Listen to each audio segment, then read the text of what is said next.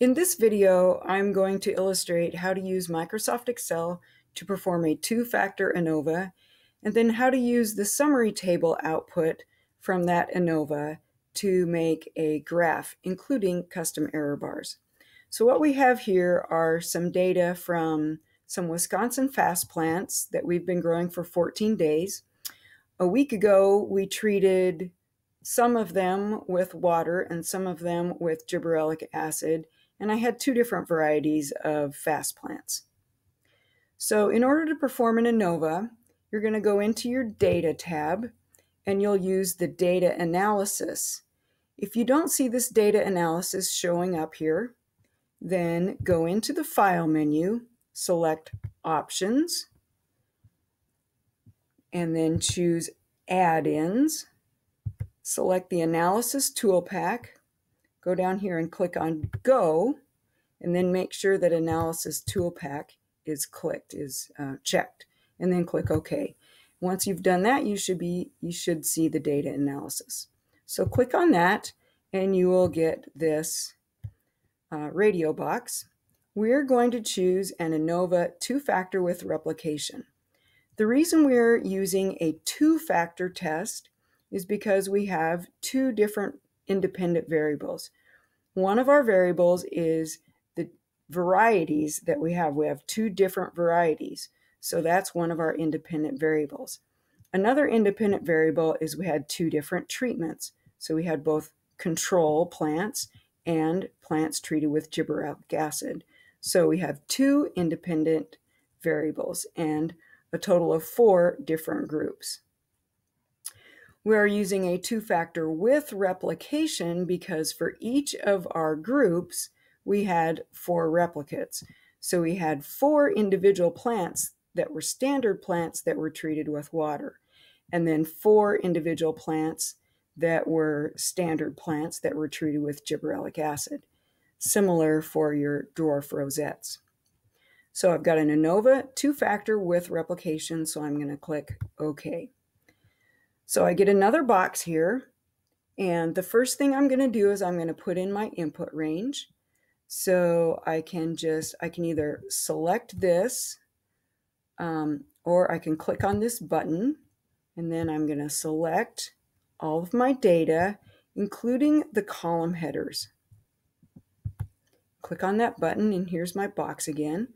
I want to put in 4 rows per sample because, again, there are 4 replicates for each of my treatments.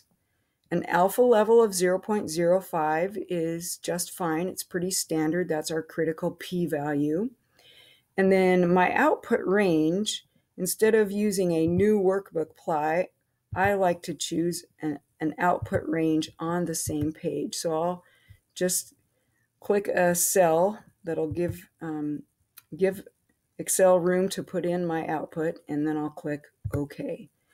And so I get this big table. To read everything that's in the chart, you may need to spread out some of these rows, like for example, to see dwarf rosette there. And if I want to make a graph using these summary tables, you'll notice that there are summary tables, and then down below, there's also an ANOVA table that actually gives you the p-values. We're going to save those p-values for my second video, and in this video, we're just going to look at how to use these summary tables to make a graph. And what I want to graph are my overall averages for my 4 groups. So I'll highlight the averages for my control plants. I'll hold down the Control key and then highlight the other 2 averages. Once I have those 4 groups highlighted, I can go up to Insert, and I'm going to select a 2D column graph.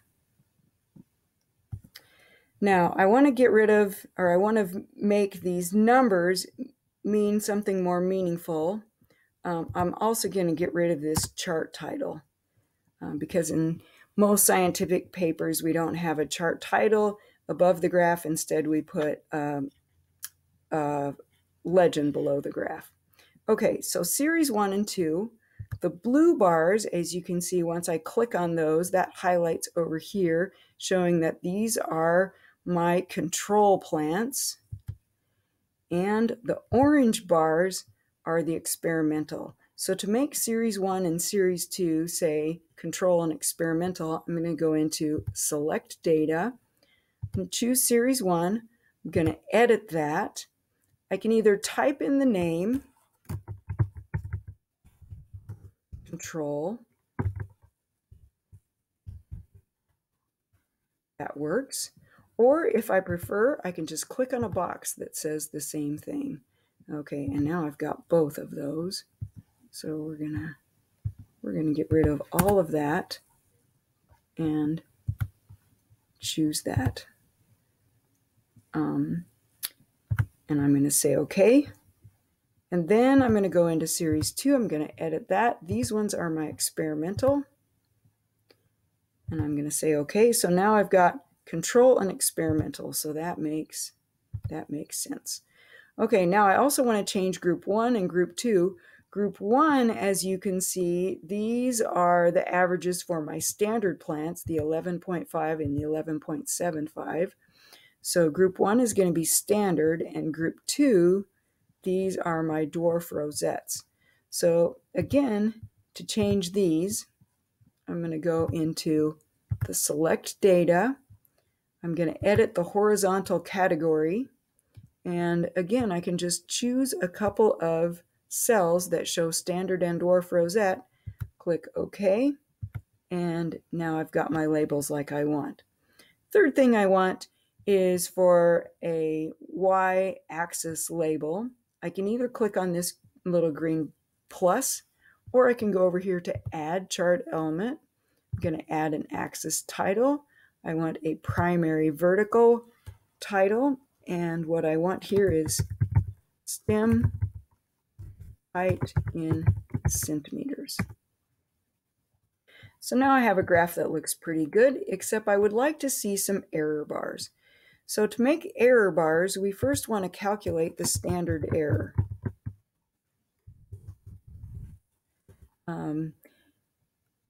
Because that's what we want to use for our error bars. So Excel doesn't have a formula for standard error, and your ANOVA output doesn't show you the standard error, but it does show you the variance, and so you can calculate standard error from the variance. Standard error is equal to the square root of the variance divided by n, or the count of our data. So I can enter that, close my parentheses, and then this is my calculated standard error. So I can copy that, paste it over here, and it changes the addresses. So now this is showing me those numbers in the G column. I can copy this again, paste it down here. And now if you check this out, it's F14. It's the square root of F14 divided by 4, so that works well. Instead of just pasting, you can just drag this little box over, and that also copies that formula. Again, this is standard error, so we'll copy that down here. And now I have my calculated standard errors. All of these probably have too many decimal places, so we will reduce that down to 2 decimal places after the, or 2 digits after the decimal. All right, now to put in my standard error bars, I will select the bars that I want to use. I'm going to select my blue ones first. I'm going to add error bars. The kind of error bars I want, I don't want to use the Excel calculated standard error. I want to actually use the ones I have calculated. So I'll click on More Options. We'll scroll down here and choose Custom Error Bars so that I can specify the value that I have calculated.